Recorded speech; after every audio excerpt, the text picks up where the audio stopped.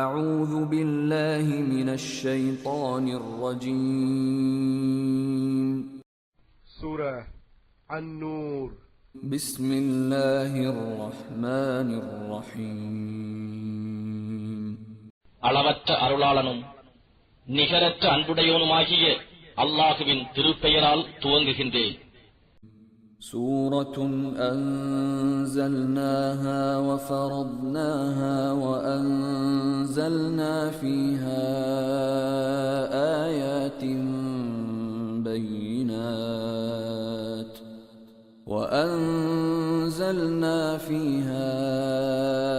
آيات بينات لعلكم تذكرون. இது திரு குர்ஆனின் ஓர் அத்தியாயமாகும். இதனை நாமே அருளிச் செய்து அதில் உள்ளவற்றை விதியாக்கினோம். நீங்கள் நல்லுபதேசம் பெறுவதற்காக இதில் நாம் தெளிவான வசனங்களை அருள் செய்தோம். الزانية والزاني فاجلدوا كل واحد منهما 100 جلدة ولا تأخذكم بهما رأفة في دين الله إن كنتم تؤمنون بالله واليوم الآخر وليشهد عذابهما طائفة من المؤمنين. விபசாரியும் விபச்சாரனும் இவ்விருவரில் ஒவ்வொருவரையும் 100 கசையடி அடியுங்கள். மெய்யாகவே நீங்கள் அல்லாஹுவின் மீதும் இறுதி நாள் மீதும் ஈமான் கொண்டவர்களாக இருந்தால் அல்லாஹ் விதித்த இக்கட்டளையை நிறைவேற்றுவதில் அவ்விருவர் மீதும் உங்களுக்கு இரக்கம் ஏற்பட வேண்டாம். இன்னும் அவ்விருவரின் வேதனையையும் மோமீன்களில் ஒரு கூட்டத்தார் நேரில் பார்க்கட்டும். الزاني لا ينكح إلا زانية أو مشركة والزانية لا ينكحها إلا زان أو مشرك وحرم ذلك على المؤمنين. விபச்சாரகன் விபச்சாரியையோ அல்லது இணை வைத்து வணங்குபவளையோ அன்றி வேறு எந்த பெண்ணையும் விவாகம் செய்ய மாட்டான். விபச்சாரி விபச்சாரர்களையோ அல்லது இணை வைத்து வணங்குபவனையோ அன்றி வேறு யாரையும் விவாகம் செய்ய மாட்டாள். இத்தகையவரோடு விவாகம் செய்து கொள்வது மோமீன்களுக்கு விலக்கப்பட்டிருக்கிறது. والذين يرمون المحصنات ثم لم يأتوا ب4 شهداء فاجلدوهم 80 جلدة ولا تقبلوا لهم شهادة أبدا وأولئك هم الفاسقون. ஆனால் எவர்கள் கற்புள்ள பெண்கள் மீது இம்மாதிரி அவதூறு கூறி அதை நிரூபிக்க 4 சாட்சிகளை கொண்டு வரவில்லையோ அவர்களை நீங்கள் 80 கசையடி அடியுங்கள். பின்னர் அவர்களது சாட்சியத்தை எக்காலத்திலும் ஏற்றுக்கொள்ளாதீர்கள். நிச்சயமாக அவர்கள் ஃபாசிக்கானவர்கள், தீயவர்கள்.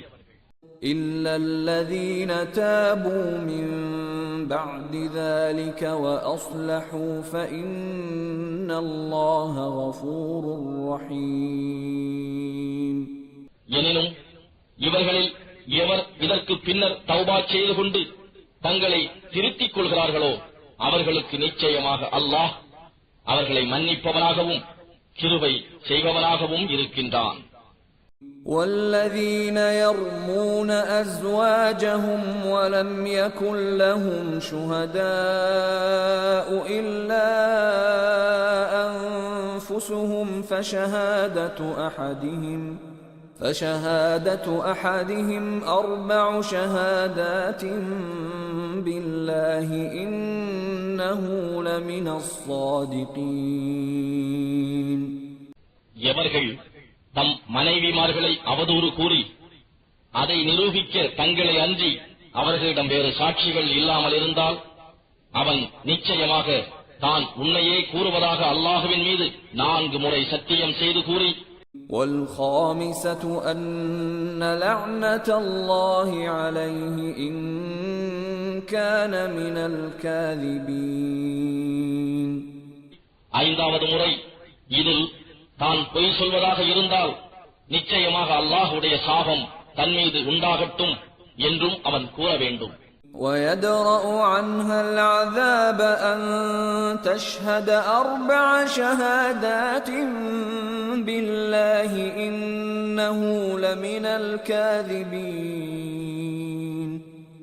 இன்னும் அவனுடைய மனைவி தன் குற்றத்தை மறுத்து தன் மீதுள்ள தண்டனையை விலக்க நிச்சயமாக அவன் பொய்யர்களில் நின்றும் உள்ளவன் என்று அல்லாஹுவின் மீது சத்தியம் செய்து 4 முறை கூறி والخامسة أن غضب الله عليها إن كان من الصادقين. 5வது முறை அவன் உண்மையாளர்களில் உள்ளவனானால் நிச்சயமாக அல்லாஹ்வுடைய சாபம் தன் மீது உண்டாவதாக என்றும் அவள் கூற வேண்டும். ولولا فضل الله عليكم ورحمته وأن الله تواب حكيم. இன்னும் உங்கள் மீது அல்லாஹ்வுடைய நல்லருளும் அவனுடைய ரஹ்மத்தும் இல்லாது போயிருப்பின் உங்களுக்கு அழிவுண்டாயிருக்கும். நிச்சயமாக அல்லாஹ் தௌபாவை ஏற்றுக்கொள்பவனாகவும் ஞானமுடையோனாகவும் இருக்கின்றான். إن الذين جاءوا بالإفك عصبة منكم لا تحسبوه شرا لكم بل هو خير لكم لكل امرئ منهم ما اكتسب من الإثم والذي تولى كبره منهم له عذاب عظيم. எவர்கள் பழி சுமத்தினார்களோ நிச்சயமாக அவர்களும் உங்களில் ஒரு கூட்டத்தினரே. ஆனால் அது உங்களுக்கு தீங்கு என்று நீங்கள் எண்ண வேண்டாம், அது உங்களுக்கு நன்மையாகும். பழி சுமத்தியவர்களில் ஒவ்வொரு மனிதனுக்கும் அவன் சம்பாதித்த பாவம் அதற்கு ஒப்ப தண்டனை இருக்கிறது. மேலும் அப்பழி சுமத்தியவர்களில் பெரும் பங்கெடுத்துக் கொண்டவனுக்கு கடினமான வேதனை உண்டு. لولا إذ سمعتموه ظن المؤمنون والمؤمنات بأنفسهم خيرا وقالوا هذا إفك مبين. மோமினான ஆண்களும் மோமினான பெண்களும் ஆகிய நீங்கள் இதனை கேள்வியுற்ற போது தங்களைப் போன்ற மோமினானவர்களைப் பற்றி நல்லெண்ணம் கொண்டு இது பகிரங்கமான வீண் பழியே ஆகும் என்று கூறியிருக்க வேண்டாமா?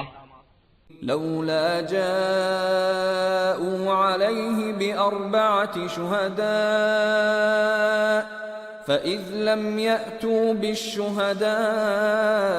فأولئك عند الله هم الكاذبون. அப்பழி சுமத்தியவர்கள் 4 சாட்சிகளை கொண்டு வர வேண்டாமா? எனவே அவர்கள் சாட்சிகளை கொண்டு வரவில்லை எனில் அவர்கள்தாம் அல்லாஹ்விடத்தில் பொய்யர்களாக இருக்கிறார்கள். ولولا فضل الله عليكم ورحمته في الدنيا والآخرة لمسكم فيما أفضتم فيه عذاب عظيم. இன்னும் உங்கள் மீது இம்மையிலும் மறுமையிலும் அல்லாஹ்வின் அருளும் அவனுடைய ரஹ்மத்தும் இல்லாதிருந்தால் நீங்கள் இச்சர்ச்சையில் ஈடுபட்டிருந்தமைக்காக கடினமான வேதனை நிச்சயமாக உங்களை தீண்டியிருக்கும். إذ تلقونه بألسنتكم وتقولون بأفواهكم ما ليس لكم به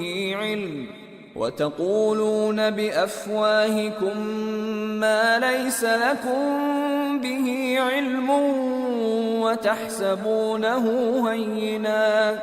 وتحسبونه هينا وهو عند الله عظيم.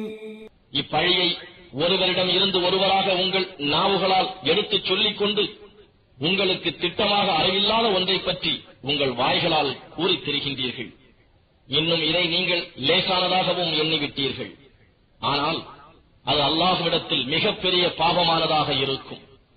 ولولا إذ سمعتموه قلتم ما يكون لنا أن نتكلم بهذا سبحانك هذا بهتان عظيم. இன்னும் இதை நீங்கள் செவியேற்ற போது இதை பற்றி நாம் பேசுவது நமக்கு தகுதி இல்லை. நாயனே, நீயே தூயவன், இவர்கள் சுமத்தும் பழி இது மிகவும் பெரிதாகும் என்று நீங்கள் கூற வேண்டாமா? يعظكم الله أن تعودوا لمثله أبدا إن كنتم مؤمنين. நீங்கள் திடமாக மூமின்களாக இருப்பின் நீங்கள் இது போன்ற பழி சுமத்துவதன்பால் மீளலாகாது என்று அல்லாஹ் உங்களுக்கு போதிக்கிறான். وَيُبَيِّنُ اللَّهُ لَكُمُ الْآيَاتِ وَاللَّهُ عَلِيمٌ حَكِيمٌ. இன்னும் அல்லாஹ் தன் வசனங்களை உங்களுக்கு நன்கு விவரித்துக் கூறுகிறான். மேலும் அல்லாஹ் யாவும் அறிந்தவன், விவேகம் மிக்கோன். إن الذين يحبون أن تشيع الفاحشة في الذين آمنوا لهم عذاب أليم في الدنيا والآخرة والله يعلم وأنتم لا تعلمون. எவர்கள் ஈமான் கொண்டுள்ளோரிடையே இத்தகைய மானக்கேடான விஷயங்கள் பரவ வேண்டும் என பிரியப்படுகிறார்களோ அவர்களுக்கு நிச்சயமாக இம்மையிலும் மறுமையிலும் நோவினை செய்யும் வேதனை உண்டு. அல்லாஹ் யாவற்றையும் அறிகிறான், நீங்கள் அறிய மாட்டீர்கள். ولولا فضل الله عليكم ورحمته وأن الله رؤوف رحيم. இன்னும் உங்கள் மீது அல்லாஹ்வின் அருளும் அவனுடைய ரஹ்மத்தும் இல்லாதிருந்தால் உங்களை வேதனை தீண்டியிருக்கும். மேலும் நிச்சயமாக அல்லாஹ் இரக்கமுடையவனாகவும் அன்புடையவனாகவும் இருக்கின்றான். يا أيها الذين آمنوا لا تتبعوا خطوات الشيطان ومن يتبع خطوات الشيطان فإنه يأمر بالفحشاء والمنكر ولولا فضل الله عليكم ورحمته ما زكى منكم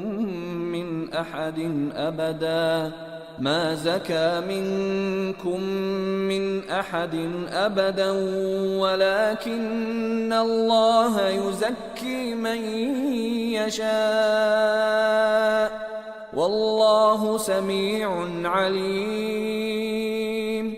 ஈமான் கொண்டவர்களே, ஷைத்தானுடைய அடிச்சுவடுகளை நீங்கள் பின்பற்றாதீர்கள். இன்னும் எவன் ஷைத்தானுடைய அடிச்சுவடுகளை பின்பற்றுகிறானோ அவனை ஷைத்தான் மானக்கேடானவற்றையும் வெறுக்கத்தக்கவற்றையும் செய்ய ஏவுவான். அன்றியும் உங்கள் மீது அல்லாஹ்வின் அருளும் அவனுடைய ரஹ்மத்தும் இல்லாதிருந்தால் உங்களில் எவரும் எக்காலத்தும் தௌபா செய்து தூய்மை அடைந்திருக்க முடியாது. எனினும் தான் நாடியவர்களை அல்லாஹ் தூய்மைப்படுத்துகிறான். மேலும் அல்லாஹ் யாவற்றையும் செவி உருவாகவும் நன்கு அறிவோனாகவும் இருக்கின்றான். ولا يأتل أولو الفضل منكم والسعة أن يؤتوا أولي القربى والمساكين والمهاجرين في سبيل الله وليعفوا وليصفحوا ألا تحبون أن يغفر الله لكم والله غفور رحيم. இன்னும் உங்களில் இறைவனின் கொடை அருளப் பெற்றவர்களும் தக்க வசதி உடையவர்களும் உறவினர்களுக்கும் ஏழைகளுக்கும் தம் இடங்களை விட்டு அல்லாஹ்வின் பாதையில் ஹிஜ்ரத் செய்தவர்களுக்கும் எதுவும் கொடுக்க முடியாது என்று சத்தியம் செய்ய வேண்டாம். அவர்கள் தவறு செய்திருப்பின் அதை மன்னித்து அதை பொருட்படுத்தாமல் இருக்கவும். அல்லாஹ் உங்களை மன்னிக்க வேண்டும் என்று நீங்கள் விரும்ப மாட்டீர்களா? மேலும் அல்லாஹ் பிழை பொறுப்பவன், மிக மன்னிப்பவன், அன்பு மிக்கவன்.